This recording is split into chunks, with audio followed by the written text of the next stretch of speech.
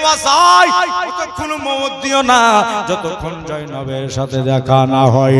আজ রাতে জয়নবের চোখ দিয়া পানি গড়া দেখে বয়স্ক মা বলে, বেটি রে তুমি কান্দো কেন, কি হয়েছে? বলল, আমার চেহারা ফাতেমার সাথে মিল কেন লাগছে জানো গো মা?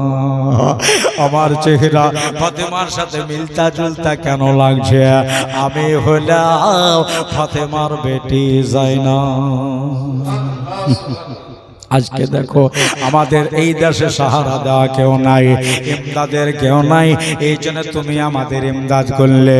জাইনাবের কথা শুনে মেয়েটার শরীর বাগ বাগ হয়ে গেল, আর শরীরে ফুর্তি এলো।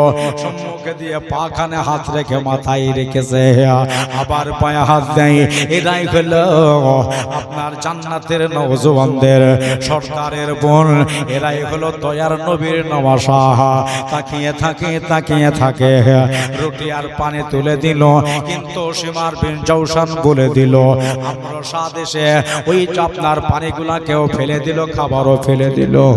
ভাগ্যে পানি হলো না, মেয়েটাকে আপনার সাইডে হটিয়ে দিয়ে আবার লাইন চলতে লাগলো।